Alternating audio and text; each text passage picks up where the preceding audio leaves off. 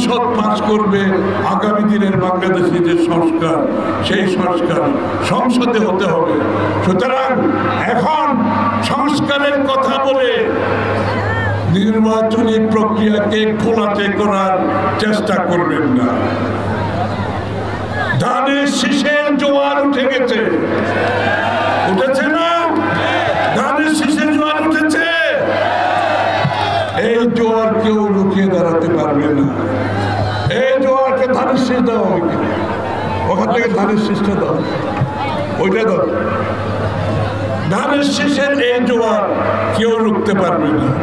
আর কেউ যদি মনে করে ষড়যন্ত্র করে, কেউ যদি মনে করে ষড়যন্ত্র করে বিএনপিকে ক্ষমতার বাইরে রাখবে, হাসিনা চেষ্টা করেছে, পালিয়ে যেতে হয়েছে। এরশাদ চেষ্টা করেছে, পালার গায়ে কোনো শক্তি নাই। এই বিএনপি মানুষের হৃদয়ে ধারণ করেছে। এই বিএনপি বাংলাদেশের মানুষকে হৃদয়ে ধারণ করেছে। আমাদের আস্থা জনগণের উপর, আমাদের রাজনীতি জনগণের উপর। সুতরাং যাদের আস্থা নাই তাদেরকে বলছি, ওই মাঠে গিয়ে আপনাদের আস্থা গ্রহণ করার চেষ্টা করে, আস্থা পাওয়ার চেষ্টা করে। অন্য মতের প্রতি সম্মান রাখতে হবে, উচ্ছৃঙ্খলতা চলবে না। রাজনীতিতে সহনশীলতা থাকতে হবে, রাজনীতিতে অপরের প্রতি সম্মান বোধ থাকতে হবে। শুধু সংস্কার দিয়ে রাজনীতি বদলাবে না, রাজনৈতিক সংস্কৃতি বদলাতে হবে। রাজনৈতিক সংস্কৃতি যদি না বদলায় তাহলে সংস্কার দিয়ে কিছু হবে না।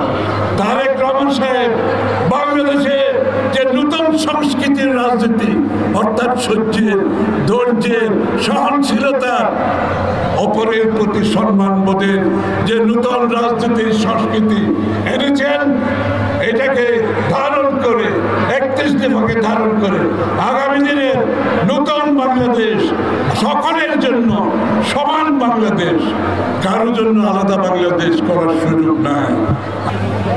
এই সরকারটা হচ্ছে যে ক্ষমতার শেখ হাসিনা পালানোর পর থেকে নির্বাচন পর্যন্ত বাংলাদেশকে একটি সুষ্ঠু নির্বাচনের দিকে নিয়ে গিয়ে নির্বাচিত সরকারের হাতে ক্ষমতা হস্তান্তর করা। তার বাইরে তাদের আর কোনো কিছু করার ক্ষমতা নাই। যে বিষয়গুলো ঐক্যমত আছে সেগুলো করতে 1 সপ্তাহের সময় লাগবে, 1 সপ্তাহ, এর বেশি কোনো সময় লাগবে না।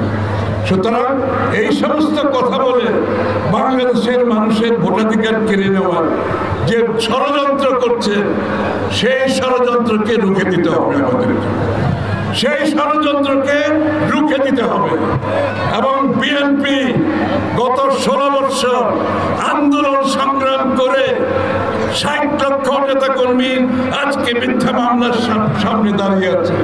হাজার হাজার নেতা কর্মী গুম খুনের শিকার হয়েছে, পুলিশের হেফাজতে মৃত্যুবরণ করেছে, জেলখানায় চিকিৎসা না পেয়ে মৃত্যুবরণ করেছে।